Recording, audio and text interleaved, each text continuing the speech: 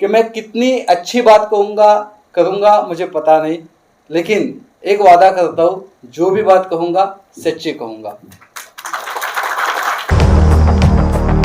एक दूसरे के साथ तरक्की पाकर इस कंट्री में कंट्रीब्यूशन करने का है।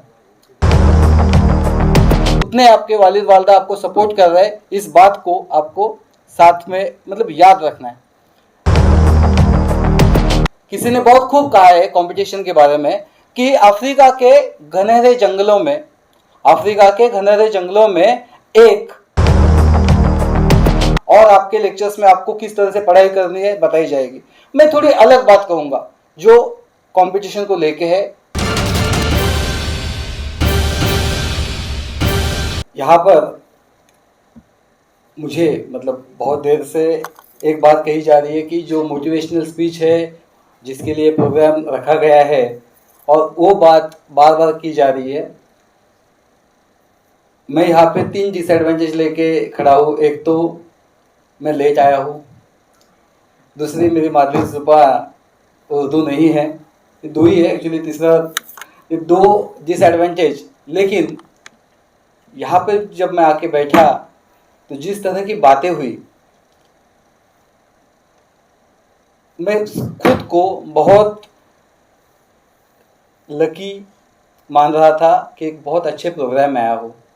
जैद काजी साहब आपको बहुत बार सुना है, लेकिन हर बार जिस तरह से, एक तो इनका एक्सपीरियंस इतना ज़्यादा अच्छा है, जिस तरह की बातें कह रहे थे तो मुझे तो दिल कर रहा था कि वो बोलते रहे और लास्ट में मैं आके यहाँ पे बोलूँ कि जो भी बातें, जो भी अल्फाज जैद काजी साहब की तरफ से आए, वही अल्फाज, वही एहसास, वही जज्बात सब मैंने कहे, ऐसा आप समझ लीजिए। जय हिंद। लेकिन उन्होंने बाद में बहुत अच्छी से तरह से, डॉक्टर है, एक बहुत ही एक्सपीरियंस डॉक्टर है और अंजुमन इस्लाम को इतने सालों से बहुत काबिलियत से चला रहे। बातें तो सभी की, चाह बताई, राह बताई, सब बताया और उसके बाद में फिर और बोला कि मैंने बहुत कम बोला।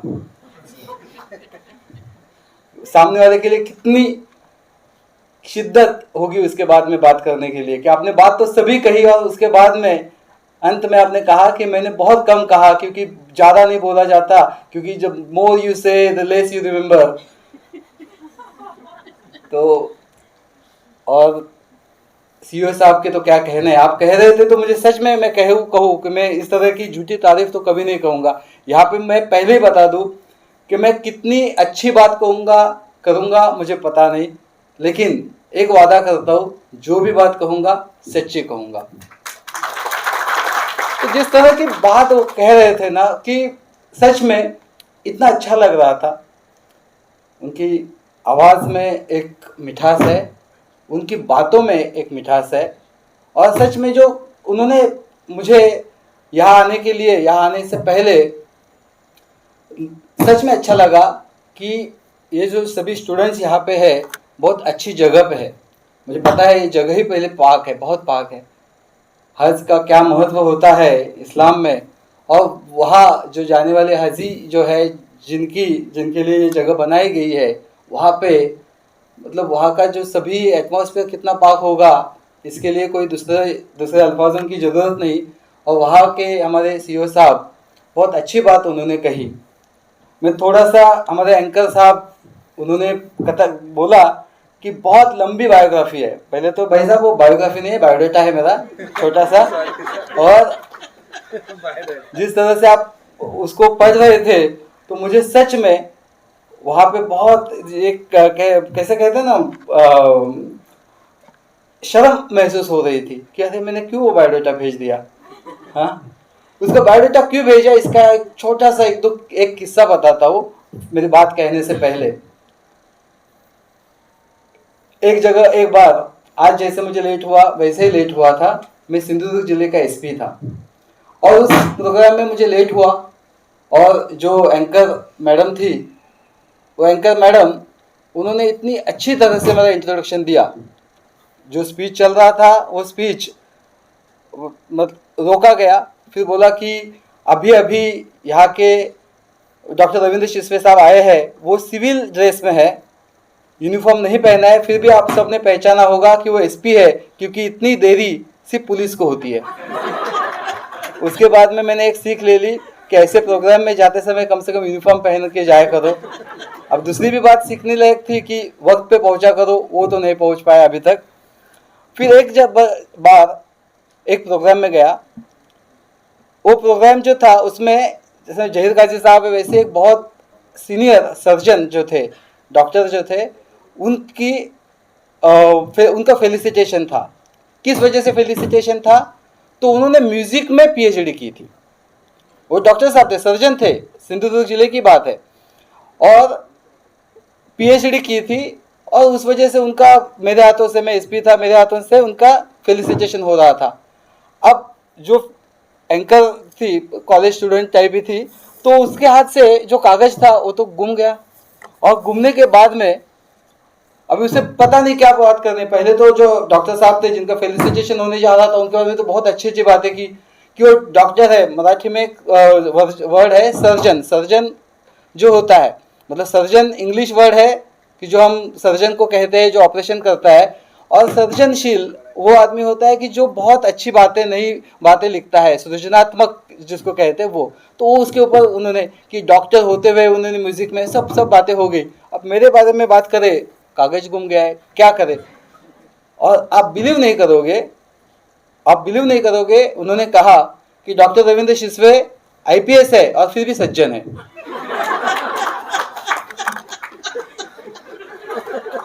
मैंने उस वक्त से अपना बायोडाटा भेजना शुरू कर दिया। जब भी वहाँ से फ़ोन आता है कि सर आपका इंट्रोडक्शन देना है, तो मैं लिख देता हूँ कि यहाँ से पढ़ाई की, यहाँ हुआ, यहाँ पे पोस्टिंग हुई। एक बार, ये आखिरी किस्सा, एक बार सांगली जिले का एसपी था मैं, और उस एक कॉलेज में रैयत एजुकेशन ट्रस्ट जो है, रैयत शिक्षण संस्था, बहुत बड़ी एजुकेशन इंस्टीट्यूट है, पता है आपको। तो उसके कॉलेज में मैं चीफ गेस्ट था, और प्रोग्राम जो था मेरे लिए पोस्टपोन किया गया था। और उस वजह से मैं जब गया तो जो प्रिंसिपल थे, प्राचार्य जो जिन्हें कहते हैं, बहुत खुश थे कि मैं आ गया, पहुंच गया।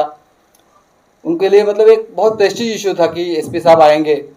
तो जब इंट्रोडक्शन देना था तो एंकर से उन्होंने पूरा कंट्रोल ले लिया और खुद ही पढ़ने लग गए। और पढ़ने का भी दिल नहीं, कागज तो साइड में रह गया। और बात करते करते उन्होंने बोला, डॉक्टर रविंद्र शिसवे, इनकी तरफ देख के लगता ही नहीं कोई एसपी है, उनकी तरफ देख के लगता ही नहीं कोई आईपीएस है। मुझे आज तक पता नहीं है कि वो तारीफ कर रहे थे या क्या कर रहे थे। तो मैंने मेरे स्पीच में मुझे जितना बदला लेना पॉसिबल हुआ मैंने ले लिया। मैंने कहा उनके तरफ देख के भी लगाने के प्रिंसिपल है, प्रिंसिपल होके भी लोग उनकी बात सुन रहे थे। तो ये रीजन था ये बायोडाटा देने का। अभी मुझे इस आज के एक्सपीरियंस के बाद में आगे से समझना पड़ेगा कि किस तरह से अपना इंट्रोडक्शन दे। बहुत अच्छी बातें यहाँ पे कही गई। मैंने कहा कि सच में मुझे तो आगे अगर मैं ये भी बोल के चला जाऊँ कि जो भी अभी अल्फाज यहाँ पे बोले गए, जो एहसास, जज्बात यहाँ पे बोले गए, वही मेरे अल्फाज है, आप समझ लीजिए, तो भी मेरी बात पूरी हो जाएगी। लेकिन मुझे पता है कि शायद इन लोगों ने जो बातें बोली कुछ चीज़ों को कुछ आगे बढ़ाने का काम मेरे हाथ से शायद लिखा हो। एक बहुत अच्छी बात उन्होंने कही, एक बहुत अच्छी बात, चाहा और रहा की बात कही। या सुन रहा था जहीर गाजी साहब को, पूरे एक टॉपिक को उन्होंने टच किया, क्यों, किस लिए और कैसे, ये 3 चीज़ें।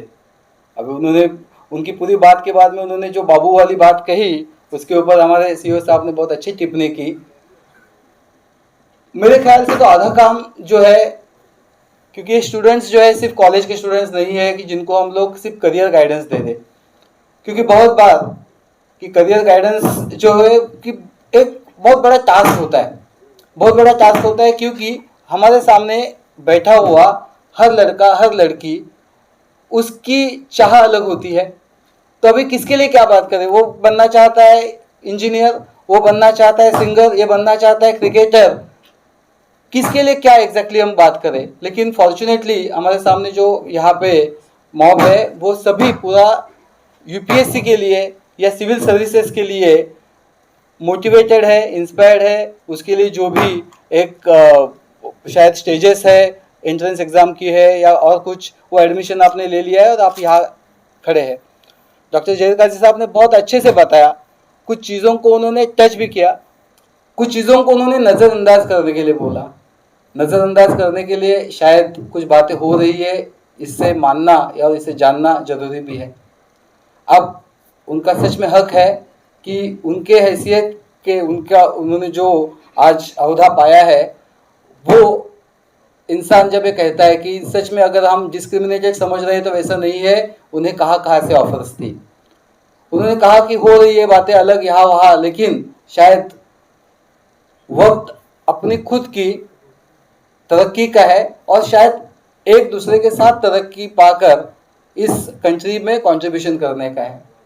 मैंने कहा कि मैं अच्छी और सच्ची बातें, सच में बहुत सारी डिस्टर्ब करने वाली बातें अपने अगल बगल में हो रही है और उनको लेके साथ चलना है।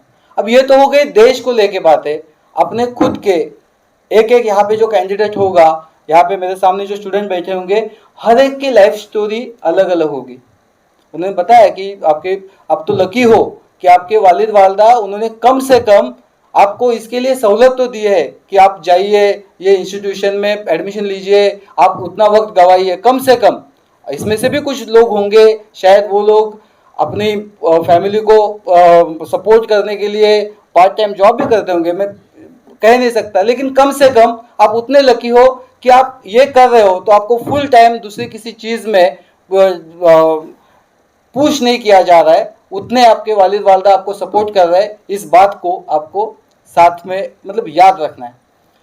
जो मैं इन्होंने बोली हुई जो दो चार बातें हैं ना, वही बोलने वाला हूँ। कुछ बहुत अच्छे उन्होंने बातें बोली, शायद वक्त की कमी की वजह से उन्होंने सिर्फ उसको टच किया। मैं चाहूँगा, मैं कोशिश करूँगा कि उन्हें इलेबोरेट करूँ।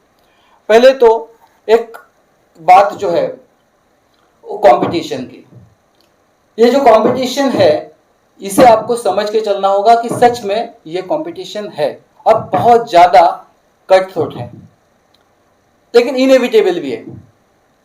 किसी ने बहुत खूब कहा है कंपटीशन के बारे में कि अफ्रीका के घनेरे जंगलों में एक हिरन नींद से जागता है। अफ्रीका के घनेरे जंगलों में एक हिरन नींद से जागता है और उसे पता है कि बहुत तेज दौड़ने वाले शेर से उसे तेज दौड़ना होगा, वरना उसे शिकार होना पड़ेगा। अफ्रीका के घनेरे जंगलों में एक हिरन नींद से जागता है और वो जानता है कि उसे बहुत तेज दौड़ने वाले शेर से तेज दौड़ना होगा, वरना उसे शिकार होना होगा। उसी अफ्रीका के घनेरे जंगल में एक शेर नींद से जागता है। उसी अफ्रीका के घनेरे जंगल में एक शेर नींद से जागता है, तो वो भी जानता है कि अपनी जान बचाने के लिए दौड़ने वाले हिरन से उसे तेज दौड़ना होगा। अपनी जान बचाने के लिए दौड़ने वाले हिरन से उसे तेज दौड़ना होगा, वरना उसे भूखा मरना होगा। कंपटीशन इतना कटथ्रोट है, मतलब जो कहा उन्होंने 10-10 लाख बैठ रहे, ये फैक्ट है। इस बार अगर आप इंजीनियरिंग के एडमिशन्स की बात करें तो आपको पता है हर साल इंडिया में 17.5 लाख बच्चे इंजीनियरिंग में एडमिशन लेते हैं। 17.5 लाख। कभी कभी हम अपने मार्क्स वगैरह करते हैं तो बीच में एसएससी का रिजल्ट जो लगा, महाराष्ट्र के एसएससी बोर्ड का 78,000 बच्चों को 90+ मार्क्स है। 70,000। वही आप लीजिए फिर सीबीएसई, आईसीएसई और हर स्टेट के जितने बोर्ड होंगे, कितना कंपटीशन है।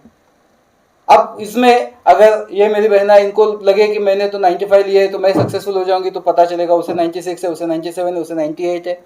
कुछ तो 122 लोगों को तो 100% मार्क्स है। ये कंपटीशन अभी इतना कटथ्रोट है, लेकिन इनएविटेबल है। ये भी जान लीजिए कि कल जाके अगर कोई मतलब जहीर काजी साहब बहुत सालों से अंजुमन इस्लाम स्कूल इंस्टीट्यूशन चला रहे हैं, अगर उन्हें कहा जाए तो बहुत अच्छे से आर्ग्यू कर देंगे कि क्यों जरूरी है। और आप भी मानोगे। आप मुझे बताइए कि समझो क्रिकेट की टीम बननी है, और क्रिकेट की टीम बननी है तो किसी ने कहा नहीं कंपटीशन कुछ नहीं होगा, हम क्या करेंगे, एक ड्रॉ ले लेंगे और ड्रॉ में से 11 बच्चों के नाम निकालेंगे, चलेगा आपको? आप कहोगे नहीं नहीं, वो जो लास्ट ईयर का या बीच में जो ये हुआ, आप नेट प्रैक्टिस ले लीजिए, जो अच्छा बैट्समैन है उसे बैट्समैन के तरीके से लीजिए, जो अच्छा फील्डर है या जो अच्छा बॉलर है उसे बॉलर करके लीजिए, या हमारा पुराना रिकॉर्ड देखिए, या फिर कुछ प्रैक्टिस मैचेस रखिए और उसमें से आप टीम चूज करिए। आप कहोगे कि नहीं नहीं चलेगा, अल्फाबेटिकल ऑर्डर में चलेगा, कोटा सिस्टम से चलेगा, इस कॉर्नर में बैठे हुए उसमें से 2 लोग, इसमें से 2 लोग, इसमें से 2 लोग, चलेगा आपको? नहीं। तो आप खुद उस वक्त करोगे कि नहीं, आप कंपटीशन चाहिए। तो कंपटीशन जो है ये इनएविटेबल है, ये मान के चलिए। अब जो कॉम्पिटिटिव एग्जाम आप देने जा रहे हो उसमें तो और ज़्यादा कंपटीशन है, बिकॉज जैसे सबने बताया कि इसमें IITians है, डॉक्टर्स है, इंजीनियर्स है, CA है, हर जगह से हर एक को लगता है कि मुझे यहाँ पे आना है। क्यों आना है उन्होंने बताया, यहाँ आने के लिए दोनों तीनों चारों इतने अलग अलग लोग मकसद लेके आते हैं। एक तो यूपीएससी के लिए बात बताई जाए तो यूपीएससी जो है ना, ये एक्चुअली राइट टू इक्वेलिटी जो है ना, फंडामेंटल राइट टू इक्वेलिटी, उसे प्रूव करने वाला बेस्ट ये है कि जिसमें ये नहीं देखा जाता है कि आपका मजहब क्या है, इसमें ये नहीं देखा जाता है कि आप किस रीजन से आए हो, किस स्टेट से आए हो, इसमें ये नहीं देखा जाता है कि आप डॉक्टर हो, इंजीनियर हो, बीए हो, बीकॉम हो, बस उसमें सबको इक्वेलिटी ऑफ अपॉर्चुनिटी है, इक्वेलिटी ऑफ स्टेटस है। तो ये एक वजह है कि जिसमें हर कोई, और कोई देखता है कि अरे ये तो हमारे रूरल एरिया से हो गया, मैं भी यहाँ से हूँ, ये मेरे कॉलेज से हो गया, मैं भी कर सकता हूँ, तो उस वजह से सब लोग कोशिश करते हैं। एक दूसरी बात की जो एंट्री लेवल है बहुत मतलब टॉप से शुरू हो जाती है। थोड़ा सा मकसद होता है कई बार ऐसा बायोडाटा देने का कि खुद के मुंह से कहने से अच्छा चलो बायोडाटा में लोग पढ़ लेते हैं। आपकी जानकारी के लिए कहूँ, बताऊँ कि मैं जब मैंने यूपीएससी क्वालिफाई की और जस्ट एक साल का, 1 आध साल का ट्रेनिंग जो है, उसके बाद में मतलब 1 साल ट्रेनिंग और फील्ड ट्रेनिंग करके मैं एसपी बन गया था। और अब तक मैंने 4 जिलों का एसपी करके काम किया है, गोंदिया का, सिंधुदुर्ग का, बुल्ढाना का, सांगली का। फिर ये जो डीसीपी जोन 1 जिसको कहते हैं, पूरा साउथ मुंबई, बाइकला से लेके टोटल अपना नरीमन पॉइंट, कुलाबा का परेड, सभी एरिया, डोंगरी, जे सभी, तो इसका मैं डीसीपी 4 साल रह चुका हूँ। अपने सेंट्रल रीजन का एडिशनल सीपी रह चुका हूँ। पूना का जॉइंट सीपी में पिछले 3 साल था। अब ये मैं इसलिए नहीं कह रहा हूँ कि मैंने क्या क्या पाया, ये मैं ये कह रहा हूँ कि इतनी सारी अपॉर्चुनिटी एक कैंडिडेट को मिलती है बस एक एग्जाम क्लियर करने के बाद में। आप पॉलिटिशियन हो, हर 5 साल बाद आपको इलेक्शन के लिए खड़ा होना पड़ेगा, यहाँ पे नहीं है। आपने एक एग्जाम दे दी, उसमें क्वालिफाई हो गए और आप इतने मतलब इतनी अपॉर्चुनिटी, जब 26-27 के एज में आप जिले का एसपी बनते हो, अगर बहुत जल्दी लग गए हो तो उसके पहले वहाँ पे जो कोई पॉलिटिशियन होता है पूरी शिद्दत से इलेक्शन लड़ेगा, एमएलए बनेगा, फिर उसे यहाँ पे कॉम्पीट करना होगा और शायद कोई मिनिस्टर बनेगा, तो वो जो गार्डियन मिनिस्टर होगा या कोई मिनिस्टर होगा जिले का, और आप एसपी, और आपको भी जिला पहचानता है, उसे भी जिला पहचानता है, और बहुत बार एक रिस्पेक्ट होता है कि ये जो एग्जाम से आए हुए हैं इनको एक नॉलेज है। तो वो एक रीज़न बहुत बार होता है जिसे हम थोड़ा सा अपॉर्चुनिटी कहेंगे कि इतनी बड़ी अपॉर्चुनिटी मिल जाती है कि आप सच में कुछ कंट्रीब्यूट करो। अब तीसरी बात है, जो बात बहुत बार जो थोड़ा ग्लैमर, इस सर्विसेज में आने के बाद में एक बहुत बड़ा ग्लैमर मिल जाता है। और चौथी बात है कि यहाँ पे आने के बाद में जैसे opportunity to contribute in country's development, या लोगों की जिस वजह से एक्चुअली पब्लिक सर्विसेज बनाई गई है, पब्लिक सर्विसेज पब्लिक के लिए है, तो वो सर्विस करने की अपॉर्चुनिटी के साथ साथ कई बार लोग गलत तरीके से खुद के पर्सनल बेनिफिट्स के लिए उस अपॉर्चुनिटी को मिस यूटिलाइज करते हैं, ये भी एक रीज़न है। और देखा जाता है बहुत बार कि अरे ये ऑफिसर, फिर इसका ये प्रॉपर्टी, बहुत बार ये भी रीज़न होता है। और मेरे ख्याल से जैसे काजी साहब ने जो कहा कि क्या बनना है ये मालूम होना चाहिए, उसके साथ साथ क्यों बनना चाहिए ये भी मालूम होना चाहिए। मैं आपको यहाँ पे सच में कहूँगा कि अगर आप पहले एक दो, हर एक को लगता है कि मुझे एक स्टेटस रहे, मुझे एक रिकॉग्निशन मिले, बहुत अच्छी बात है, स्टेटस और रिकॉग्निशन मिलना बहुत अच्छी बात है, और वैसी चाह होना कोई गलत बात है ही नहीं है। लेकिन उसके साथ में ये जो दूसरा पार्ट है कि मैं कोई यहाँ आने के बाद में खुद की प्रॉस्पेरिटी, मैं बहुत प्रॉस्परस हो जाऊंगा, उसके वजह यहाँ आऊंगा, तो मैं कह दूं कि देन आप शायद गलत राह पकड़ रहे हो, क्योंकि यहाँ पे बहुत लिमिटेशंस है। आप आओगे तो there is a code of conduct, आपको एक XYZ सैलरी है, अच्छी सैलरी होती है, आपको पर्क्स भी बहुत ज्यादा है, बहुत अच्छे पर्क्स है, आप एक अच्छी लाइफ जी सकते हो। लेकिन और मतलब वो कोई बात नहीं कि यहाँ पे आप ईमानदार हो तो, और पूरी ईमानदारी से काम करने के बाद भी आई थिंक कि जो एक फिजिकल कंफर्ट जो एक एक्सपेक्ट करता है कोई कैंडिडेट, वो यहाँ पे है। लेकिन अगर उससे ज्यादा की एक्सपेक्टेशन है तो शायद आप गलत राह पे हो और या गलत प्रोफेशन की तरफ जा रहे हो। उससे अच्छा आप अच्छा एंटरप्रेन्योर बन सकते हो। आप अगर 1 करोड़ का टर्नओवर करते हो तो आपका मुनाफा अगर 20% में 20 लाख हो जाए, और आप 1 करोड़ के बजाय 10 करोड़ का करते हो तो उसमें उसका मुनाफा आपका 2 करोड़ का हो जाए। आप बढ़ते जाओ, आप 100 करोड़ 10 करोड़ के बजाय 100 करोड़ कर लो और आपका मुनाफा बढ़ते जाएगा। तो वो जो है, अगर पैसे कमाने का तरीका, जरिया इस वजह से आप इस प्रोफेशन की तरफ देख रहे हैं, तो मेरे ख्याल से ये प्रोफेशन आपके लिए फिर बना नहीं है। तो इस प्रोफेशन में आपको आने की जरूरत नहीं, उससे अच्छा दूसरे, और वो प्रोफेशन भी अच्छा ही है ना। अगर कोई आप बिजनेस कर रहे हो तो कोई गलत चीज थोड़ी है। उस प्रोफेशन में, बिजनेस में शायद आप बहुत सारे लोगों को एम्प्लॉयमेंट भी दे रहे हो। आप एम्प्लॉयमेंट दे रहे हो कि डॉक्टर जब हॉस्पिटल निकालता है, चलाता है, तो नर्स को, वार्ड बॉयज को, हाँ लेबोरेटरी, सबको जो जॉब दे रहा है, पब्लिक की सर्विस भी कर रहा है।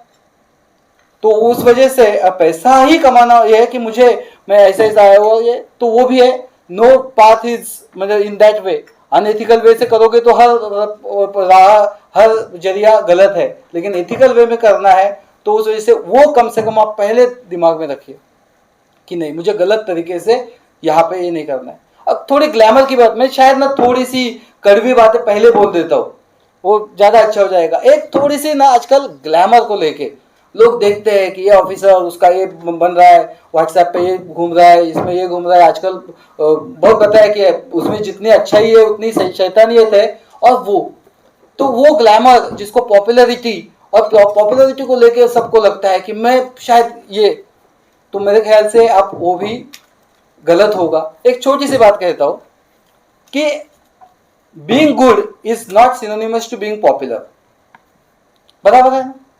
And being popular is not synonymous to being good.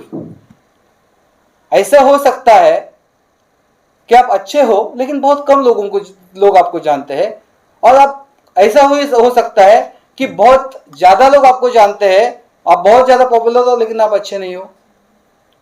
है या नहीं है? और समझो अगर सिनोनिमस होते तो ये जो सभी अभी आसाराम बापू, आपको पता है ये रेप केसेस में जेल में रहने वाला आदमी, आज भी उनके लिए आंदोलन होते हैं, 10-10, 20-20 हजार लोग रास्ते पे आते हैं। वो बाबा राम रहीम नाम का एक सो कॉल्ड गॉडमैन था, वो बाबा राम रहीम, उनके कभी वीडियो देखिए आप, 1 करोड़ 2 करोड़ के व्यूज है। तो being good and being popular, तो ये दुनिया के सबसे अच्छे आदमी तो यही होते हैं जो अभी रेप और इस केसेस में जेल के अंदर गए हुए हैं। तो being good is not equal to being popular, ये आप सच में याद रखिए। इसे याद रखना से बहुत जरूरी है। किसी ने बहुत अच्छा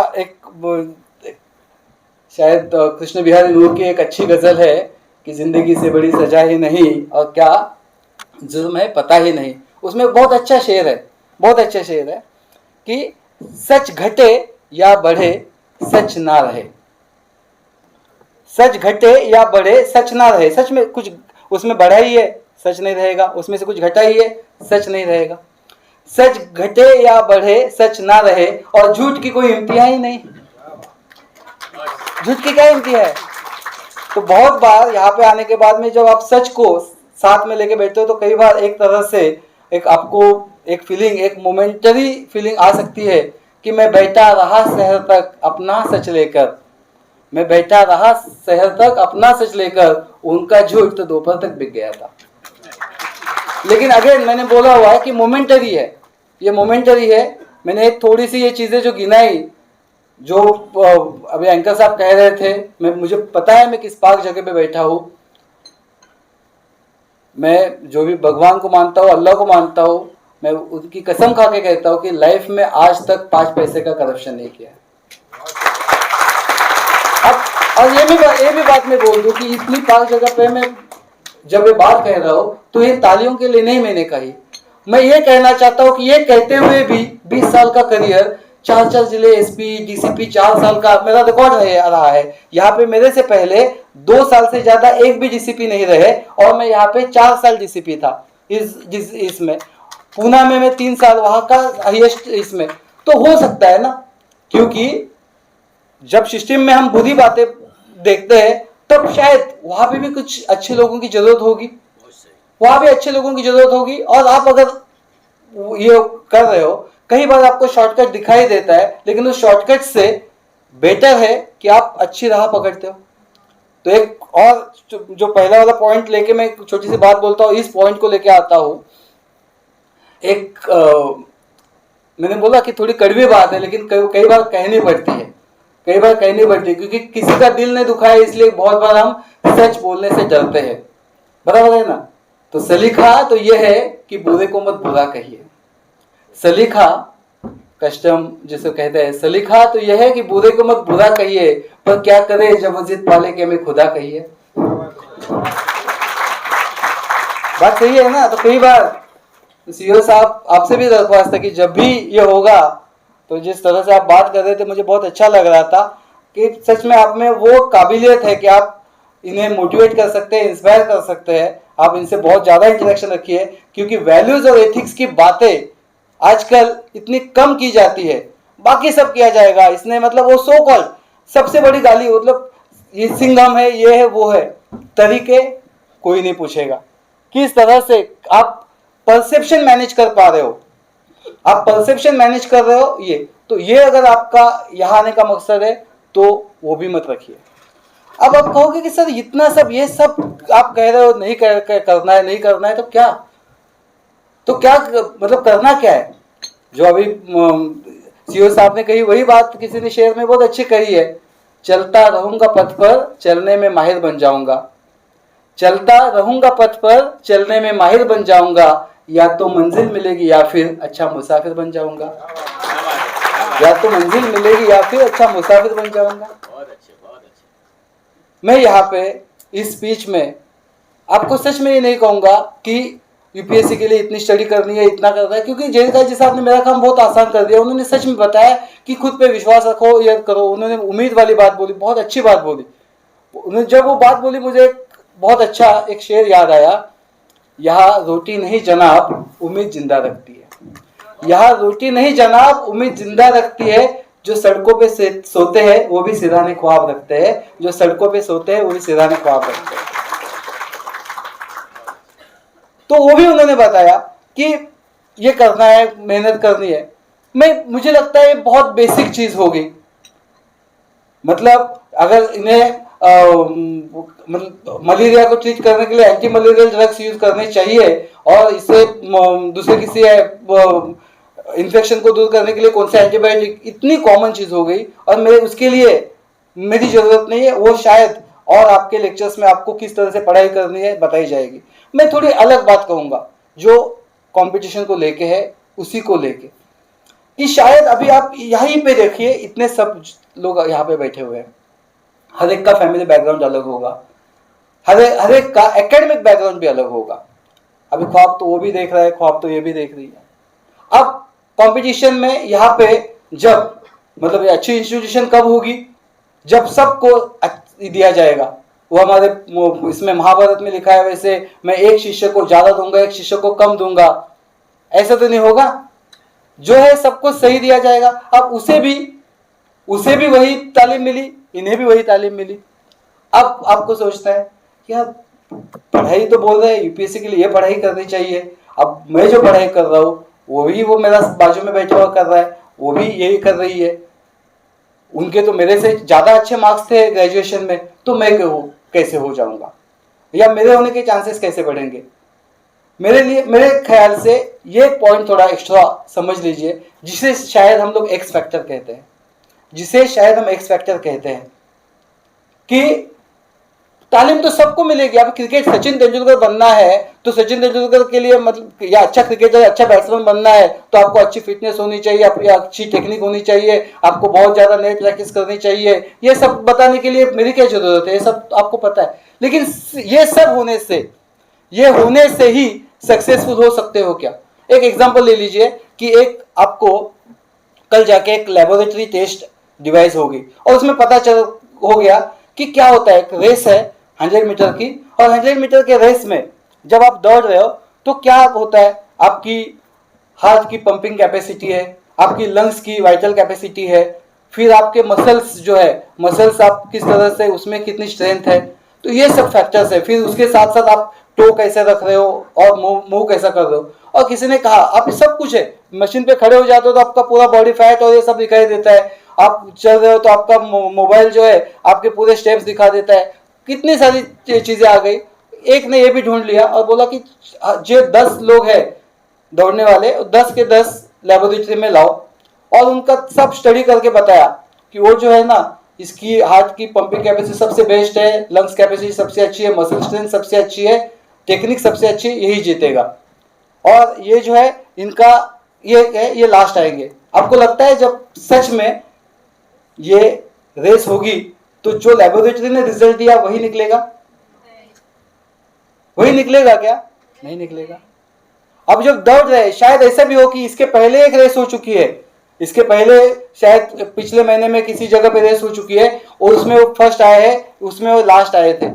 शायद जब दौड़ रहे हैं तो फर्स्ट आने वाला ये सोचे, या लेबोरेटरी का रिजल्ट जिसके फेवर में है वो ये सोचे कि मेरी रेस देखने के लिए मेरी माँ आई हुई है, मेरी वालदा आई हुई है और वो देख रही है मुझे, और आज फिर वैसे दौड़ूंगा कि मैं फर्स्ट आ जाऊंगा, वरना वो नाराज हो जाएगी या वो उनको दर्द होगा, शायद उसलिए वो दौड़े। शायद जो सेकंड आया था वो सोचे कि नहीं, लास्ट टाइम थोड़े से मिस हो गया, आज मैं कुछ एक्स्ट्रा दे देता हूँ, आज मेरी बहन आई हुई देखने के लिए, उसे मैं खुश करूंगा, आज उसका बर्थडे, उसे आज मैं ये मेरी गिफ्ट, मेरे तरफ से गिफ्ट होगा।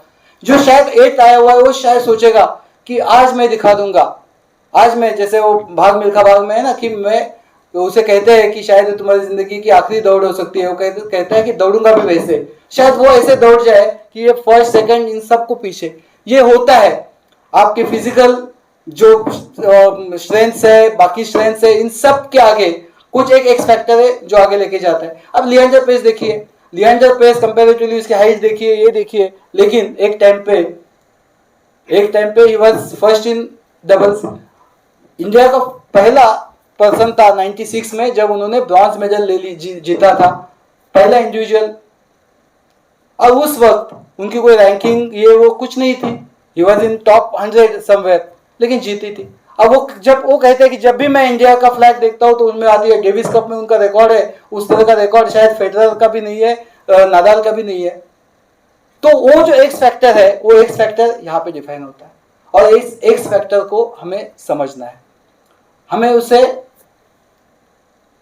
खुद को रिकॉग्नाइज करना है और उसे बढ़ावा देना है। क्योंकि बाकी तालीम सबके साथ सबको, सभी वही बुक्स पढ़ेंगे।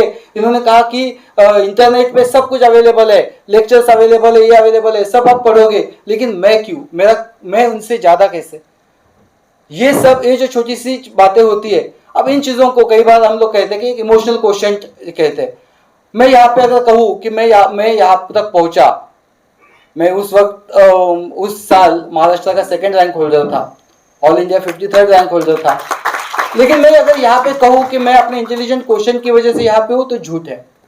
मेरे से बहुत ज़्यादा टैलेंटेड जिनका एकेडमिक बैकग्राउंड मेरे से अच्छा है और अभी भी अच्छा है, वो शायद नहीं हो पाए, मैं हो गया।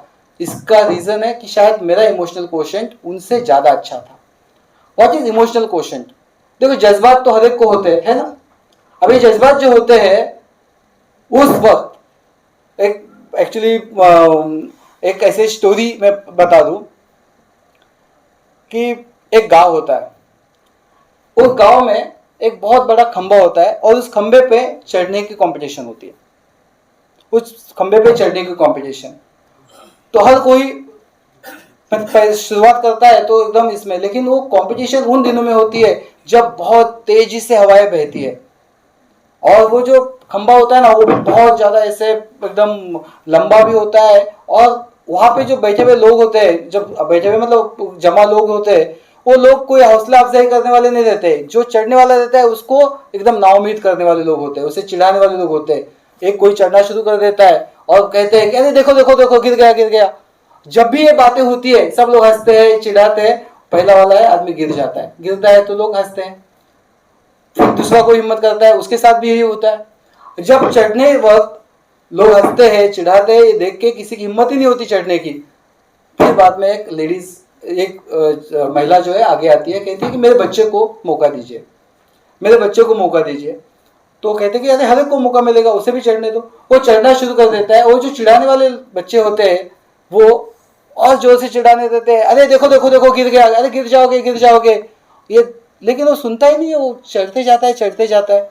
अब जब वो बहुत ज़्यादा ऊंचाई पे चला जाता है तो चिढ़ाने वाले लोग सच में टेंशन में आ जाते हैं, क्योंकि इतने ऊंचाई तक तो उस दिन कोई नहीं गया था। अरे सच में गिर जाओगे, सर टूटेगा, पैर टूटेगा, सर फूटेगा, नीचे आ जाओ। वो कुछ ध्यान ही नहीं देता है, ऊपर जाता है और ऊपर रखा हुआ जो भी कुछ एक फ्लैग रहता है वो नीचे लेके आता है। ऐसे ही उसे रंगम पोडियम में बुला के उसे फेलिसिटेट किया जाता है। उसे पूछा जाता है कि अरे सब लोग जब चिढ़ाया जाता था गिर जाओगे तो हिम्मत हारते थे, नीचे गिरते थे, तुम कैसे नहीं गिरे, तुम्हारी हिम्मत कैसे नहीं हारी। यहाँ वह देखता है लड़का, वो कुछ नहीं बोलता है। वो उसकी माँ जो होती है वो आगे आती कहती है साहब माफ़ कीजिए, वो बहरा है, उसे सुनाई नहीं देता है। अब ये कहानी मैंने क्यों बताई, ये कहानी इसलिए बताई कि सच में जब आप कॉम्पीट करना शुरू कर देते हो, जब आप में से कोई होगा, आपको तुम कर पाओगे कहने वाले कम मिलेंगे और अगल बगल में हंसने वाले लोग बहुत ज़्यादा मिलेंगे।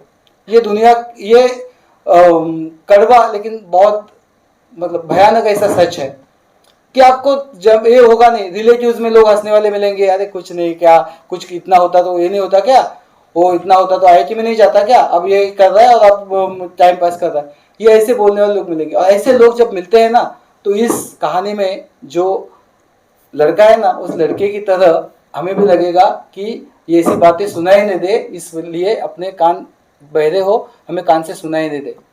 सिर्फ एक बात सोचनी है कि जो कहते हैं कि तुम चढ़ नहीं पाओगे, वो बातें सुनने के लिए या वो बात सुनाई नहीं दे इसलिए कान से बहरा होना है, या उसमें से एक आवाज़ मेरी माँ की होगी जो कहती होगी नहीं बेटा तुम चढ़ पाओगे, वो सुनने के लिए दिल के कान खुले रखने, ये हमको सोचना है।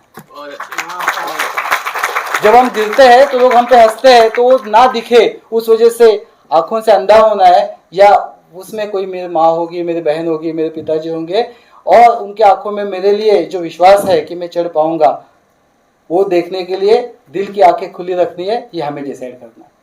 ये बहुत छोटी बात है, जो बात जो कह रहे थे काजी साहब, जय काजी साहब भी, और ये जो एहसास वाली बात होती है ना, एहसास जज्बात, यूजुअली इसे हम जज्बात कहेंगे। मशीन और आदमी, इसमें डिफरेंस क्या है? मशीन को हार्ट नहीं होता है, मशीन को हार्ट नहीं है तो जज्बात नहीं होते। आदमी है उसे हार्ट है, उसे जज्बात है, सब तरह के हैं, खुशी के है, गम के है, चिंता के है, टेंशन के है, वरीज के, सब है ना।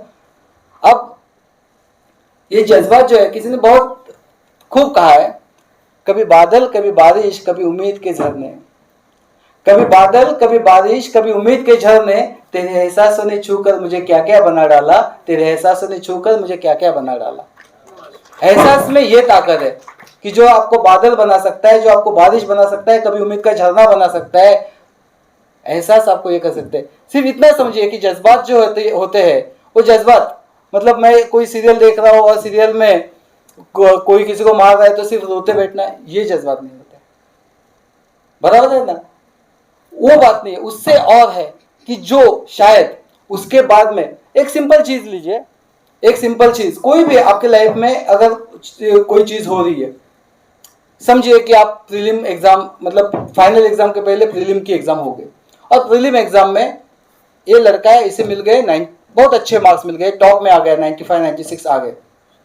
अब ये चीज, इसके बाद में इसका रवैया उसके लिए क्या है? अगर ये पॉजिटिवली इमोशनल क्वेश्चन इसका है, पॉजिटिव इमोशनल क्वेश्चन है, तो ये कहेगा कि नहीं अब सबको मालूम पड़ गया, क्लास में सब मेरे क्लासमेट ने देख लिया, मेरे सब टीचर्स को मालूम पड़ गया। अब मुझे इसे मेंटेन करना है, सस्टेन करना है, मैं फाइनल में भी मुझे टॉप करके दिखाना है। ये इसका पॉजिटिव इमोशनल क्वेश्चन अगर है। और यही चीज अगर ये निगेटिव इमोशनल क्वेश्चन है तो क्या होगा पता है? तो ये बोलेगा 95, मैं तो टॉपर ही हूं, मैं तो पैदा ही हुआ हूं जीतने के लिए। और प्रीलिम्स के बाद में जो फाइनल फिनिशिंग टच देना होता है, जिसे सस्टेन करना होता है, उस वक्त ये कैजुअल बन जाएगा, उस वक्त इसकी मेहनत कम हो जाएगी। और पता चला कि सब उम्मीदें लगा के बैठे थे, वो एकदम नीचे गिर गया। यही दूसरी केस लीजिए कि एक कोई है कि जिसे एग्जाम में 50-60 मिल गए बस। अब अगर उसका पॉजिटिव इमोशनल क्वेश्चन है तो वो कहेगा कि क्या हो गया, अब मुझे बचे हुए वक्त में पूरी शिद्दत से मेहनत करनी है और मुझे दिखाना है कि जो आज मुझे हंस रहे थे ना, उन्हें दिखाना है कि नहीं, मुझ में भी ताकत है। अच्छा हो गया ठेस लग गई ताकि मेरी आंखें खुल गई। और पॉजिटिव इमोशनल क्वेश्चन कम मार्क्स है और वो शायद बचे हुए 2 महीने में 1.5 महीने में इतनी तैयारी कर जाए कि वो बहुत अच्छे मार्क्स लाए। लेकिन यहीं पे इसी केस में एक निगेटिव इमोशनल क्वेश्चन है, तो निगेटिव इमोशनल क्वेश्चन वाला लड़का बोलेगा या लड़की बोलेगी, यार मेरे को तो इतने ही मार्क्स मिलने, मेरी कैपेसिटी इतनी है, मेरा तो टैलेंट ही इतना है, मेरे को इससे ज़्यादा मार्क्स मिलने नहीं है, क्यों अभी ख्वाब देखने हैं। तो वो जितना है वो भी तैयारी और कैजुअल, तो शायद हो जाए कि उससे भी नीचे आ जाए, उससे भी नीचे आ जाए। तो ये होता है इमोशनल क्वेश्चन। मशीन और आदमी, इसमें डिफरेंस क्या है कि उसे मशीन को हार्ट नहीं है, मशीन को फीलिंग्स नहीं है, मशीन को इमोशंस नहीं है, आदमी को, इंसान को इमोशंस है। सिर्फ हमें देखना है कि इस इमोशंस को हम किस तरह से चैनलाइज करते हैं, उस इमोशन को हम किस तरह से चैनलाइज करते हैं। तो जब चैनलाइज होती है ना, तो सिर्फ इमोशन होने से कुछ नहीं होता है, उसे किस तरह से चैनलाइज। रिवर की क्या डेफिनेशन है, अब कोई बता पाएगा? What is the definition of river? हाँ, very good, flow of water. तो फ्लो ऑफ वाटर के लिए क्या चाहिए? वाटर है, बराबर है ना। तो समझिए कि ये यहाँ पे पूरा पानी गिर गया है, अभी रिवर हो जाएगी या नहीं होगी? जिसे 2 किनारे होते हैं ना, जैसे 2 साहिल होते हैं ना, वो रिवर होती है। जब साहिल है, रिवर उसे किनारे है, तभी वो फ्लो कर रहा है ना। वरना जैसे अपना आसाम है, सब जगह पे पानी पानी पानी, बराबर है, मार्शी लैंड जिसे कहते हैं। तो हमारे इमोशंस ऐसे जैसे मार्शी लैंड की तरह हो तो कुछ नहीं है। जब वो चैनलाइज हो जाएंगे, अब जाहिर का जैसा वही बता रहे थे, जो डिसिप्लिन वाली बात, मेहनत वाली बात, वो शायद वो किनारे होंगे और उसमें से हम उस इमोशंस को फ्लो करेंगे, तब वो नदी होती है। जो बहती है वो नदी है, बहुत अच्छी डेफिनेशन है। लेकिन बहने के लिए उसे 2 किनारे होना जरूरी है ना। सिर्फ स्प्रेड होगा तो इमोशंस होना, मराठी में हम जैसे ना, भावना एंड संवेदना, ये 2 वर्ड होते हैं। भावना मतलब इमोशंस है, संवेदना जो है और भावना से क्या कैसे अलग होती है? जो वेदना हृदय की तार को छेड़ती है, उस वेदना को संवेदना कहते हैं। जो वेदना हमें पॉजिटिव थिंकिंग करने लगाती है, वो वेदना संवेदना होती है, बराबर है। हम मतलब वेदना से तो सिर्फ रोएंगे, लेकिन रो के नहीं, उस जो आंसू आएंगे, उस आंसू से कल कुछ अच्छा करना है ये सोचेंगे और वापस उठेंगे फिनिक्स की तरह, वो संवेदना होती है। तो मैं यहाँ पे जो कर रहा हूँ कि जज्बाती बनो नहीं कहूंगा, एक छोटा सा वर्ड हो सकता है जुनून की तरह, कि जो जुनून बहुत बड़ा लाइफ में अपने उसका हिस्सा है। और ये चीज हर एक को, कोई गरीब हो कोई अमीर हो, उसे उतनी ही मिल सकती है, उतनी ही मिल सकती है कि मेरे पास में मेरी माँ है या मेरी फैमिली बैकग्राउंड है और कुछ भी है, वो कैसे भी हो। मैंने बताया पॉजिटिव नेगेटिव इमोशनल क्वेश्चन, लेकिन मुझे इमोशनली पॉजिटिव होना है, ये उस पर किसी सिर्फ अमीर का हक नहीं है, गरीब का भी उतना ही हक है। सिर्फ किसी डॉक्टर का हक नहीं है, किसी प्लेन ग्रेजुएट का भी उतना ही हक है।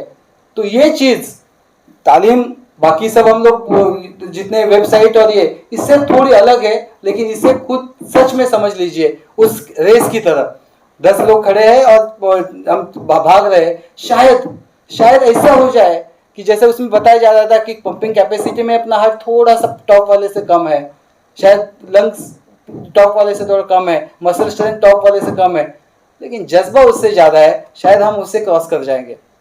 जयद गाजी साहब ने बहुत अच्छा कहा कि मूवीज भी बहुत अच्छा कुछ सिखाती है। 83 नाम की मूवी देखी है? 83 मूवी में फाइनल मैच चालू है, 183 स्कोर इंडिया का हो जाता है और कमेंट्री दिखाते हैं बैकग्राउंड में, और कमेंट्री में कमेंटेटर बोलता है कि ये अब तक के फाइनल का सबसे लोएस्ट स्कोर है। और इसके पहले सेमीफाइनल में पाकिस्तान में 184 बनाए थे, जिसे वेस्ट इंडीज ने 39 ओवर्स में ही बना लिए थे। तो ये तो बहुत इजी टास्क है। थोड़े से गुस्से में कपिल देव अपनी टीम को कहता है, कहने दो उन्हें कि उन्होंने हमसे अच्छी बॉलिंग करी, कहने दो उन्हें कि उन्होंने हमसे अच्छी बैटिंग करी, लेकिन उन्हें यह ना कहने देना कि उन्होंने हमसे अच्छी कोशिश करी। उन्हें यह ना कहने देना कि उन्होंने हमसे अच्छी कोशिश करी। ये बॉटम लाइन है उस मूवी की, एफर्ट्स। तो ये मैं बता रहा हूँ कि बाकी सब जो चीज़ें छोटी सी, और इसमें इसके बहुत जो स्पीकर्स बहुत देर से मेरे वजह से उन्हें लेट भी हुआ, एक छोटी सी बात को मैं इसी पॉइंट को उसके साथ जोड़ना चाहूँगा। थोड़ी देर पहले मैंने कहा कि आज तक सच में लाइफ में एक बार भी, मतलब कितने मौके आए होंगे, कितनी सारी टेम्पटेशंस आए होंगे, कितने सारे जिसको मराठी में प्रलोभन कहते आए होंगे, लेकिन नहीं है। क्योंकि एक मैं सोचता हूँ, और ये मैं बात इसलिए तो थोड़ी देर पहले जो मैं बताई, अब एथिक्स और ये सीखने के लिए कहीं और दूर जाना ही नहीं होता है। आपकी प्लेट है, आपके प्लेट में परोसा हुआ खाना आप खाओगे, इसे हम प्रकृति कहते हैं, नॉर्मल से कहेंगे। दूसरे के प्लेट से छीन के खाना, इसे हम एबनॉर्मल से कहेंगे, विकृति कहेंगे। बात सही है कि नहीं? जो आपका है वो आप कर रहे हो, जो वो बात है। इससे अलग एथिक्स कोई उससे बहुत डिफरेंट चीज नहीं होती है। दूसरे का छीन के खाना यही होता है ना विकृति, वही होता है एबनॉर्मलिटी।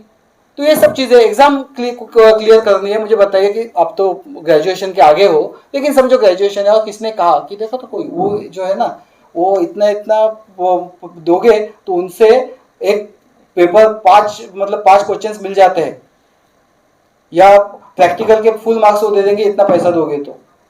ये शॉर्टकट हो गया, लेकिन गलत है, ये तो सब कहेंगे। अब मेहनत करके टॉप करना है, या ये इस तरह के माल प्रैक्टिसेस करके टॉप करना है, कौन सी बात सही है? मेहनत करके। अब ये जो एथिक्स होते हैं, ये एथिक्स कई बार लॉन्ग रूट वाले होते हैं, कि जिसमें लगता है कि ये लंबा टेम्पररीली ऐसा लगेगा कि यार ये तो शॉर्टकट वाला तो फास्ट जा रहा है। लेकिन एथिक्स क्या करते हैं मालूम है? ये जो थोड़ी देर पहले मैं जज्बा कह रहा था ना, ये जज्बा एथिक्स से आता है। क्योंकि आप सिर्फ मेहनत को लेकर चलोगे ना, तो आपको पता चलेगा कि दिल्ली में बैठने वाले बच्चे ऐसे हैं कुछ कि जो दिन में सिर्फ 3 घंटे 4 घंटे सो रहे, जो इन्होंने कहा कि eat UPSC, drink UPSC, dream UPSC, वो कर रहे, वो सब उसमें सिर्फ मेहनत को लेकर चलोगे तो शायद उनसे कॉम्पीट भी नहीं कर पाओ। लेकिन जज्बा जो है, वो जज्बा तो कहाँ से आएगा कि नहीं, मैं हमेशा अच्छी तरह से करूंगा, मुझे ये दिखाई दे रहा है, मैं नहीं करूंगा, मैं कभी आगे वाले की कॉपी नहीं करूंगा, पीछे वालों को दिखाऊंगा नहीं। और ये सब चीजें जो होती है ना, ये लाइफ में अब कहोगे आप कि सर कभी मौका आने दो, हमारा कैसे ड्रीम कैसे रहता है, मतलब पूरी मूवी ऐसी कि मैं बनूंगा, उस वक्त कोई पॉलिटिशियन, करप्ट पॉलिटिशियन मुझ पे कहेगा कि ये इन्होंने करप्शन किया है, नहीं इन्होंने क्राइम किया है, इनको छोड़ दो, और वो सो कॉल्ड सिंघम की तरह मैं करूंगा, नहीं करूंगा, तब जाके मैं दिखाऊंगा। बराबर है ना कि मैं कितना अच्छा हूं और कितना सच्चा हूं। कब दिखाऊंगा? जब ऐसा आएगा। ऐसे नहीं होता है। जब एवरेज चढ़ना है और तब आप दिखाओगे कि मेरे पैरों में कितनी ताकत है, मेरे कंधों में कितनी ताकत है, मेरे हाथ में कितनी ताकत है। ऐसे नहीं होता है। जब गांव की जो से हम कहते हैं ना हिल चढ़ोगे, या अपनी बिल्डिंग की स्टेयरकेस चढ़ोगे ना, तभी भी दिखाना है कि आपके पैरों में कितना दम है, आपके हाथ में कितना दम है। बात सही है गलत है? आप कहोगे नहीं उस तरह का कुछ आएगा तो मैं दिखाऊंगा मैं कितना अच्छा, ऐसा नहीं होता है। Ethics is part of day to day life, is part of day to day life. मैं गलत तरीके से नहीं कर रहे ना बच्चे, इसमें एक मैं नहीं करूंगा, मैं मेहनत से करूंगा, होता है, पॉसिबल है, it's not difficult, if difficult it's not impossible. लेकिन ये छोटी छोटी एथिक्स आप जब फॉलो करते हो ना, तो उसके वजह से आपको जो एक्स्ट्रा ताकत मिलती है ना, वो ताकत आपसे कोई नहीं छीन सकता। वो ताकत आपसे कोई नहीं छीन सकता है कि मैं अच्छे राह पे हूं, मैं सही काम कर रहा हूं।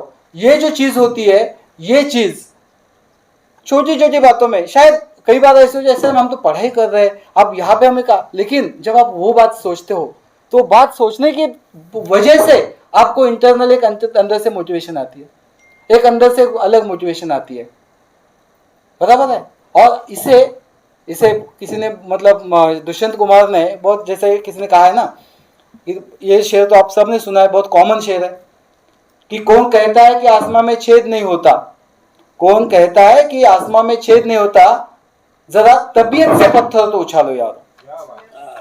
अब ये शेर देखिए, इस शेर का पोस्टमार्टम करता हूं, उन्होंने ऐसा कहा है कि जरा पत्थर तो उछालो यारो, उन्होंने ऐसा कहा है कि जरा ताकत से पत्थर तो उछालो यारो, क्या कहा है, जरा तबीयत से पत्थर उछालो यारो, बराबर है ना। कौन कहता है कि आसमां में छेद नहीं होता, जरा तबीयत से पत्थर उछालो तो यारो, और तबीयत ये है, अपने तबीयत पे तो हम काम कर सकते हैं ना।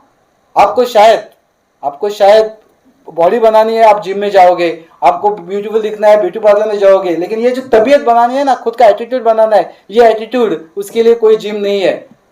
और किसी साइकियाट्रिस्ट के पास चले जाओ तो लोग कहेंगे कि क्या करने लग गया, उसके लिए कोई जिम नहीं बनी है, उसके लिए कोई ब्यूटी पार्लर नहीं बना है आजकल। अभी भी उसके लिए जो काउंसलिंग करने जाओगे तो उसको गलत है, ये खुद को, ये अपने अगल बगल में है कहीं से वो एटीट्यूड।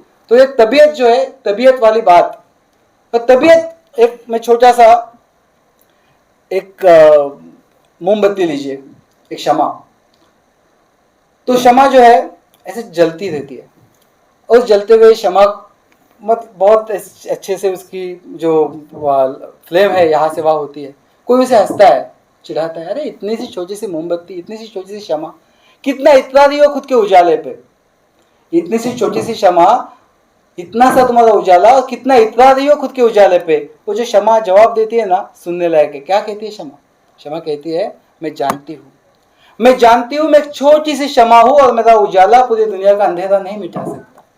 मैं जानती हूँ मैं एक छोटी सी शमा हूं, और मेरा उजाला पूरी दुनिया का अंधेरा नहीं मिटा सकता। लेकिन मैं ये भी जानती हूँ कि पूरी दुनिया का अंधेरा भी अगर साथ आए, मेरे अंदर के उजाले को नहीं मिटा सकता, मेरे अंदर के उजाले को नहीं मिटा सकता। ये जो छोटे छोटे एथिक्स जो होते हैं ना, वो एथिक्स अंदर से, जो कई बार हम कहते हैं ना, किक, पैशन, जुनून हमें देते हैं। इस मोमबत्ती को, इस शमा को, जो खुद के फ्लेम को लेके, खुद के उजाले को लेके जो खुशी है, वो खुशी कहाँ से आती है? उस कॉन्शियसनेस से आती है। उस कॉन्शियसनेस का नाम है पैशन, बराबर है ना। जुनून और नशे में क्या डिफरेंस है? जुनून जो होता है ना, इस कॉन्शियसनेस की वजह से आता है। नशा जब कॉन्शियसनेस खत्म हो जाता है ना, तो शुरू हो जाता है, बात है ना। जब कॉन्शियसनेस खत्म हो जाता है तो नशा शुरू हो जाता है। जुनून उसके पहले वाली स्टेप है, लेकिन नशे से बहुत ज्यादा है कि जो छोटी चीजें जो अपने अगल बगल में है। कई, अब मुझे बताइए, मोहनदास करमचंद गांधी नाम का एक लड़का, ये कल जाके महात्मा गांधी बनेगा, इनका हिस्ट्री आपने पढ़ा है, तो इस कहीं हिस्ट्री में कहीं पे कोई आकाशवाणी हो गई थी, कोई पे मिरेकल हो गया, ऐसा कहीं लिखा हुआ है? नहीं है। कैसे? छोटी छोटी चीजों से आपके लाइफ में कब, शायद आज जयका जी साहब बात कर रहे थे, याकूब शेखर साहब बात कर रहे थे, मैं बात कर रहा था, मेरा एक हाथ लफ्ज, मेरा एक हाथ अल्फाज शायद आपके दिल को छू जाए और आपकी लाइफ बदल जाए। ये उसके लिए कोई मिरेकल होगा ऐसे नहीं होगा, कहीं पे लिखा नहीं है, किसी के भी लाइफ में लिखा नहीं है। वो जो लिखा है आपके लिए लिखा है, नबी के लिए लिखा है, लेकिन आप और हमारे जैसे लोगों के लिए नहीं है। वो हमारे लाइफ में कई बार एक छोटी सी चीज, और ये चीज जो है, ये चीज आपको, क्योंकि तालीम लेके मेहनत, और ये तो बहुत घिसा रटा हुआ रहा है, वो तो करना ही है, उसके लिए ऑप्शन नहीं है। आप कहोगे कि मैं एक सब करूंगा और पढ़ाई नहीं करूंगा और मुझे सक्सेसफुल होना है, नहीं। आप सपने भी देख रहे हो ना, उस पैशन के सपने देखिए। मैं आपको थोड़ा सा मतलब ये लूंगा कि बहुत बार डायरेक्टली फ्रॉम हॉर्सेस माउथ नहीं सुनते हो, मैंने इसीलिए बोला कि याकूब शेखर साहब को कि आप इंटरेक्ट करिए, कि कई बार क्या होता है ना कि इतनी चिकनी चुपड़ी बातें बोली जाती है ना कि सच रह जाता है बाजू में। लेकिन ये जो इवन आने के बाद में यहाँ पे बहुत स्ट्रगल है, स्ट्रगल यहाँ पे भी है, क्योंकि ऐसा नहीं होगा एथिक्स को आप लेके चलोगे तो आप पूरी कोई आइडियलिस्टिक लाइफ नहीं है वहाँ पे। अगर मतलब आपकी वजह से क्या एथिक्स क्या होता है, समझो मैं एसपी हूँ और जॉइंट सीपी हूँ, क्या मेरा एथिक्स होगा? मैं करप्शन करूंगा नहीं, वहाँ पे मेरा एथिक्स खत्म हो जाएगा? नहीं। अगर मैं एक ऑर्गेनाइजेशन का हेड हूँ तो वहाँ पे मैं करप्शन नहीं करने दूंगा, ये भी एथिक्स का पार्ट है। अब मैं अगर ये करने लग जाऊं तो कॉन्फ्लिक्ट ऑफ इंटरेस्ट आएगा। एक आध दो लोग है या 20-25% लोग है, देख के नहीं नहीं जाने दो, रिस्क नहीं लेनी है, अपने आप पीछे हटेंगे। 20-25% लोग हैं कि जो सच में अच्छे होते हैं, कोई भी अच्छा बुरा किस तरह का ऑफिसर हो वो नहीं करते, क्योंकि उनके भी खुद के एथिक्स होते हैं, वो नहीं करेंगे। कुछ 20 बचे हुए 30-40% लोग हैं कि जो कहें ये उनके लिए तो कॉन्फ्लिक्ट ऑफ इंटरेस्ट हो गया, आपकी वजह से उनका दाना पानी बंद हो गया, आपको वहां से भी एक ऑपोजिशन हो सकता है। अब वो लेके है कि उस वक्त उस स्ट्रगल में आपको ये कॉन्शियसनेस जो है इस मोमबत्ती में क्षमा में जो है वो आपको जिंदा रखना है। वो जिंदा रखोगे तो आपका जुनून जिंदा रहेगा, वरना नहीं। किसी ने बहुत खूब कहा है, और ये सब करते समय मजा आता है, मैं बता दूं ये क्योंकि मैं इससे ज्यादा एथिक्स इंपॉर्टेंट है मेरे लिए। एथिक्स नहीं, एथिक्स के लिए मैं हूं। मेरे लिए एथिक्स नहीं है, एथिक्स के लिए मैं हूं। सच और झूठ की क्या मतलब, तो बहुत किसी ने ये कहा है, truth is truth even though entire world is against it, पता है ना? Truth is truth even though entire world is against it, and और right is right even though entire world is against it, and wrong is wrong even though entire world is for it. पूरी दुनिया भी अगर उसके साथ है लेकिन गलत गलत है, और पूरी दुनिया भी अगर उसके अगेंस्ट है तो भी सच सच है। और एथिक्स की बहुत मतलब करेज जो है, इसके लिए करेज चाहिए, करेज भी वापस वहीं से आएगा। अब मैं कई बार मैं बोलता हूँ, मैं 2-3 बार आपने देखा होगा सुना हो कि मैं स्पीच में मैं ये किया, मैं इस पोस्ट पे रहा। मैं बताऊँ, ये जय राजेश साहब ने जो वर्ड यूज किया ना, शुक्र, ये शुक्र गुजारी थी, वो ग्रेटिट्यूड था। ये नहीं था कि देखो मैं कितना ये था। मैं खुद को सुना रहा था कि भाई एक एग्जाम देने के बाद में तुमको ये सब मिला है, और शायद तुम्हारे इतने काबिल, तुमसे ज्यादा काबिल लोगों से पहले तुम्हें मिला है। मेरी बैच थी 30 ऑफिसर्स थी आईपीएस में, सिर्फ बहुत छोटी बैचेस हमारी हुआ करती थी। 32 थे, 2 ड्रॉप आउट हो गए, 30 बच गए। 30 में सिर्फ हम 5 लोग हैं जो खुद के स्टेट में आ गए, अपने अपने होम स्टेट में, बाकी 25। अब ये इस चीज को मैंने किस तरह से लेना चाहिए कि मुझ पे तो इतनी ज्यादा मतलब ब्लेसिंग है, और ये ब्लेसिंग क्यों है? शायद कुछ मेरे एथिक्स और ये। अब ये ब्लेसिंग मिलने तक मैं कहूंगा कि मेरे एथिक्स है, और ब्लेसिंग मिलने के बाद मैं कहूंगा अभी एथिक्स को रख दिया साइड में, चलेगा? जिस वजह से मैं यहां तक आया उस चीज को तो मुझे अपने दिल से लगा के रखना चाहिए। वो एंट्री हो गई और एंट्री के बाद में मैंने अपना भेस बदला, चलेगा? मक्कारी हो जाएगी वो। शायद मेरे को तो उसके बाद में मेरे जो एथिक्स थे, मेरे जो ये, वो मुझे आगे और ज्यादा उन्हें करना है, क्योंकि उस वजह से तो मैं यहां तक आ पाया, वरना नहीं होता। तो वो जो छोटी चीज है, वो चीज मैं खुद को याद दिलाने के लिए मैं हर दिन अपनी गाड़ी जो ऑफिस में आता हूँ तो मेरा बॉडीगार्ड मेरा दरवाजा खोलता है, गाड़ी पे लुमैक्स लगा होता है, गाड़ी के आगे 2 स्टार होते हैं, एक फ्लैग होता है। हर दिन देखता हूँ, इसलिए नहीं कि मेरे सर में हवा चली जाए, इसलिए कि मेरे पाँव जमीन पे रहे। इसलिए नहीं कि मेरे सर में हवा चली जाए, इसलिए कि मेरे पाँव जमीन पे रहे, कि एक एग्जाम दी थी बस तुमने, और अभी अगर तुमने तुम्हारे जो भी एथिक्स है उनको छोड़ दिया तो, अरे हम लोग मोबाइल इस रूम में है, किसका मोबाइल इसमें, इतने सब बच्चों में एक का मोबाइल उसी को आएगा, मेरा मोबाइल मुझे आएगा। इंसान ने इतनी तरक्की कर ली कि दरवाजा बंद है, खिड़कियां बंद है, ये बंद है, फिर भी हम लोग यहाँ एक दूसरे को पहुंच रहे। वो जो अल्लाह है, जो खुदा है, वो हम क्या कर रहे हैं वो तो देख पाता ही होगा। जो पूरी कायनात को चला रहा है, अर्थ को घुमा रहा है, मून को घुमा रहा है, सैटर्न को घुमा रहा है, विनस को घुमा रहा है, जुपिटर को घुमा रहा है, कभी किसी के साथ में टक्कर नहीं हुई इतने दिनों में, इतने सालों में हुई है क्या? नहीं है। अब हम लोग यहाँ पे बैठे हुए हैं एक गूगल मैप लेके बैठते हैं और गूगल मैप मुझे यहाँ से बता देगा कि विधान भवन पहुंचना है 22 मिनट्स, शायद एक आध सिग्नल ब्रेक कर जाओ तो 1 मिनट जल्दी पहुंच जाऊंगा, या कोई गाड़ी गलती से उधर झगड़ा शुरू हो जाए तो 1-2 मिनट एक्स्ट्रा हो जाएंगे, वरना 22 मिनट्स में जाता है। इंसान ने बनाया हुआ सैटेलाइट, वहां से गाड़ियां देखता है, इंसान ने बनाया हुआ सैटेलाइट के पास में सब हिसाब है, कितने सिग्नल्स है, कितने टाइम के सिग्नल है, कितनी व्हीकल्स है, रेड है, ग्रीन है, ये और हमें बताता है। अब ये इंसान को बताने वाला, ये सब पूरी सोलर सिस्टम्स और ये सब को बताने वाला जो खुदा है, जो अल्लाह है।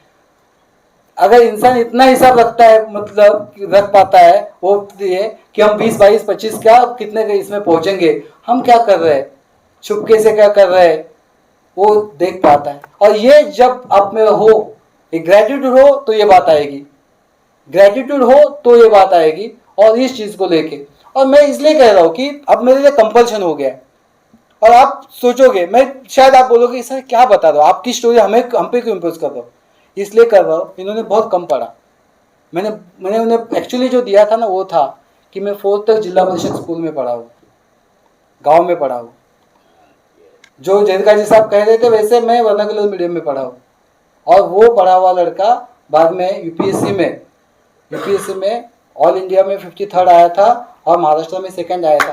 इसलिए नहीं वापस मुझे भूल जाओ, मैं यहाँ से जब इस हॉल से बाहर चला जाओ ना, रविंद्र शिष्य भूल जाओ, लेकिन उसने बोली हुई कुछ बातें वो यूनिवर्सल है, वो उसे अच्छी लगी है, उसने अपने दिल में उसे संजोया है, इसलिए वो याद रखो।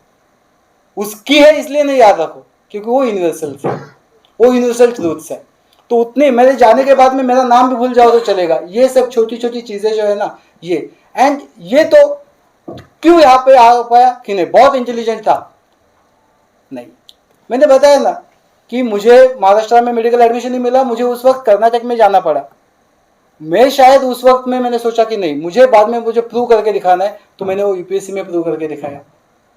मैं बाद में अपनी पूरी ऑल इंडिया के बैच में 4th रैंक हो जाऊँ, 4था। ये सब चीजें पॉसिबल है। अब ये सब चीजें क्यों, कि मैंने बताया कि मेरे पास में लोग जो मेहनत करते हैं, मैं भी उनकी इतनी मेहनत करने की कोशिश करता हूँ। मेरे में शायद उतना ही ग्रास्पिंग अच्छी है, मेहनत में ये नहीं, लेकिन उसके साथ साथ ये छोटी चीज जो है, जो जुनून जो है, वो जुनून अपने अंदर मैंने जिंदा रखा है। अगर ये जुनून अपने खुद का, जो अपने वालिद वालदा के लिए हो, अपने बहन के लिए हो, अपने भाई के लिए हो, वो अगर आप अपने साथ जिंदा रखोगे तो कितना भी बड़ा टास्क हो, कितना भी बड़ा चैलेंज हो, वो आप कॉम्पीट कर पाओगे, उस चैलेंज को आप ओवरकम कर पाओगे। मेरे ख्याल से बहुत ज़्यादा बातें हुई, एक छोटी सी किसी ने और खूब कहा है, वो एक दो बातें कह के मैं रुकूंगा। बहुत बात, मतलब इसमें भी ऐसा होता है ना कि आप लोगों को बता दूं, मैंने ये किसलिए कहा कि ये ऑफिसर वाली साइड, क्योंकि ये इस तरफ वाली बातें आपको पता नहीं होगी। बहुत बार लगता है कि नहीं हर दिन आपका यस स्ट्रगल वाला आता है। बहुत बार लोग क्या करते हैं, एथिक्स ऑप्शन को डाल देते हैं, कॉन्फ्लिक्ट इश्यूज साइड में चले जाते हैं, तो दे डोंट हैव इश्यूज। बराबर कि नहीं? पेपर कैसा था, जो मुझे आता नहीं था मैंने छोड़ दिया, बाकी मेरे को आता था लिखा, अच्छा था, वो वाला नहीं है। तो कई बार वो लोग करते हैं because just they want to sell through. लेकिन बहुत बार वो होता है कि वो करेज जो है, करेज का बहुत अच्छा डेफिनेशन है, courage is not absence of fear. Courage is not absence of fear, it is the ability to act effectively in spite of fear. Courage is not absence of fear, courage is the ability to act effectively in spite of fear. डर लगता है, किस चीज का लगता है डर? कि समझो अभी इसमें आ गए तो पोस्टिंग यहाँ पे हो जाएगी, यहाँ से बदल देंगे, वहां से बदल देंगे, इन चीजों से, इन छोटी छोटी चीजों से डर के लोग कॉम्प्रोमाइज करते हैं। या तो फिर उनका जो सेटअप है पूरा अपब्रिंगिंग है वही गलत हो, या फिर ये चीजों से मैंने देखा है कि मैंने अभी तक एक बार भी कॉम्प्रोमाइज नहीं किया। लेकिन मैं 4 जिले इस पे रह चुका हूँ, मैंने बताया ये मैं वापस खुद के लिए नहीं है, मैं ये मानता हूँ पॉसिबल है ना। मैं एक जगह पे 4 साल रहता हूँ, एक जगह पे 3 साल रहता हूँ, और मैं उस जगह पे एथिक्स, और मैं पहले दिन जाता हूँ ये सोच के जाता हूँ कि अपना आखिरी दिन है, और आखिरी वाले दिन में भी पहले दिन वाला पैशन, पहले दिन में या आखिरी दिन समझ के जाना है, और आखिरी वाले दिन तक पहले दिन वाला पैशन साथ में रखना है। मैं ये सोचता हूँ यार 10 लाख लोग कैंडिडेट जिस एग्जाम के लिए हर साल तैयारी करते हैं उसमें से मैं एक जन हो गया, और मैं अभी किस वक्त से, जब मुझे मिला तब मैंने कभी खुदा से, अल्लाह से, भगवान से नहीं कहा कि मेरे हाथ छीन लो, मेरी आँख छीन लो। तब मैंने समझा ये तो मेरी किस्मत है। तो उसके साथ साथ मुझे अगर कोई स्ट्रगल आएगा, मुझे अगर कोई चैलेंजेस आएंगे, that is part and parcel of life, I have to live with that. बता ना, पथिक क्या पथिक जिस पथ में बिखरे शूल ना हो, नाविक की धैर्य कुशलता क्या जब धाराएं प्रतिकूल ना हो। वो पथिक क्या पथिक जिस पथ में बिखरे शूल ना हो, और नाविक की धैर्य कुशलता क्या जब धाराएं प्रतिकूल ना हो। ये तो, और मैं ये बताया कि कई बार इस बारे में बात नहीं की जाती, लेकिन इट इज वेरी इंपॉर्टेंट। यहाँ पे बैठ के जो थोड़ी देर पहले बात बोली, सच में आईपीएस है फिर भी सज्जन है, बोलने का वक्त आ गया। यहाँ पे बैठे हुए हमारे एक सीपी साहब, उनके ऊपर 50 ऑफेंसेस रजिस्टर हुए हैं और बहुत साल टाइम तक वो अब्सकॉन्ड थे, है या नहीं? क्यों? एक टाइम पे ही वॉज फ्लरिशिंग, एक टाइम पे he was going to place and he was ना। उस वक्त में कोई दूसरा एक आध पर्सन हो, नहीं ये हो, लेकिन मुझे ये तरीका नहीं आजमाना है, क्या होगा उसने, बराबर ना? तो ये बात जो है, ये बात, क्योंकि अगर हम नहीं करेंगे तो डिग्रेडेशन होते रहेगा। तुम लोग यहाँ पे, मेरा कहना इतना है कि तुम सिर्फ आओ नहीं, आने के बाद में इस एथिकल वैल्यूज को लो, तभी सिचुएशन बदलेगा। सही बात, तभी सिचुएशन बदलेगा, नहीं तो नहीं बदलेगा। न मुंह छुपा कीजिए न सर झुका कीजिए, न मुंह छुपा कीजिए न सर झुका कीजिए, सितमगरों की नजरों से नजर मिला कीजिए, अगर एक रात कम जिए तो कम ही सही। न मुंह छुपा कीजिए न सर झुका कीजिए, सितमगरों की नजरों से नजर मिला कीजिए, अगर एक रात कम जिए तो कम ही सही। इतना ही बहुत है कि मशाले जला कीजिए, इतना ही बहुत है कि मशाले जला कीजिए। और मशाले जला के जीने का जो खुशी है, वो खुशी कितने भी पैसों में मिल नहीं सकती, ये मैं बता रहा हूँ। लेकिन कॉम्प्रोमाइज करना है तो फिर उसके लिए भी वही बता, झूठ की कोई इम्तिया ही नहीं है वो। ठीक है, 2 मिनट कैसे साहब खत्म करता हूँ। तो अभी आप एग्जाम की प्रिपरेशन कर रहे हो, बहुत बड़ा डर आपको रहेगा, मैं आगे थोड़ा चला गया था, लेकिन बहुत बड़ा डर आप में रहेगा कि फेल्यूर का क्या।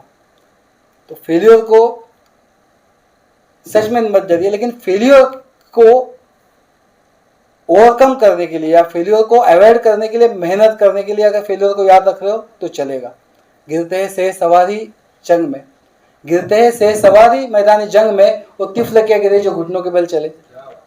आपके साथ कोई था, उसने डिसाइड किया कि मैं यहाँ पे बैठ के यही छोटा छोटा कोई क्लरिकल काम करूंगा, ये करूंगा, तो उसे शायद कोई डरने का डर नहीं है, या उसे गिरने का डर नहीं है। आप में वो गिरने का डर आ गया, शायद मैं फेल हो जाऊं तो क्या।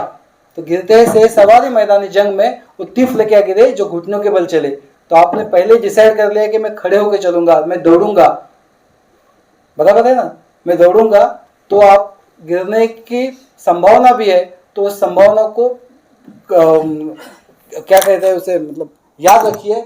लेकिन गिरने के डर से चलना, गिरने के डर से दौड़ना बंद मत करिए। तो ये इतनी सी छोटी सी बात, बहुत अच्छी, आप अच्छे सुन रहे थे आप, क्योंकि बहुत बार ये बात करते समय एक टेंशन रहता है कि आप लोग कैसा सुनते हैं, क्योंकि कई बार आदमी इसमें जोश में बहुत बोल जाता है कि जो सो रहे हैं वो उठिए, जो उठ रहे हैं बैठिए, जो बैठ रहे हैं चलिए, जो चल रहे हैं दौड़िए। तो आप में से किसी ने एक ने उठ के कहा, लेकिन जाना कहाँ है? तो कई बार अगर ऑडियंस अच्छी नहीं हो तो ये होता है कि सब हमने बात कह दी और एक कोई पूछ लेता है सब ठीक है, जाना कहाँ है? लेकिन आप ऐसे नहीं सुन रहे थे, आप दिल से सुन रहे थे। मैंने आके ही पहले डिसाइड कर लिया था, या आने से पहले, कि कोई ऐसा स्ट्रक्चर्ड बात नहीं करूँगा, जो करूँगा दिल से करूँगा। अपने ये कुछ सालों पहले मैं यहाँ बैठा हुआ था, अभी यहाँ पे हूँ, और अगर कोई छोटी चीज़ उसमें मतलब एक डिस्टेंस रख के बात करने से अच्छा एक लेवल पे आके बात करेंगे, तो शायद उसमें से कोई बात आप तक आपको छू जाए और उस वजह से ये स्ट्रक्चर्ड नहीं था। इससे बहुत पोएटिक बात कर सकते हैं, उससे बहुत स्ट्रक्चर्ड बात कर सकते हैं। लेकिन मैंने जो कहा था कि मैं अच्छी बात कहूँगा, क्योंकि मुझे पता नहीं, लेकिन सच्ची बात कहने की कोशिश करूँगा, वो मैंने की।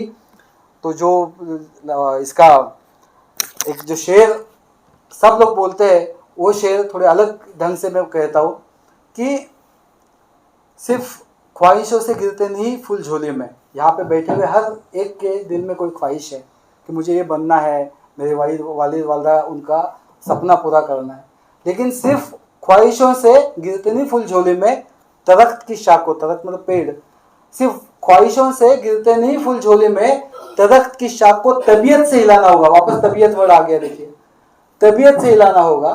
सिर्फ ख्वाहिशों से गिरते नहीं फूल झोले में, दरख्त की शाख को तबीयत से हिलाना होगा।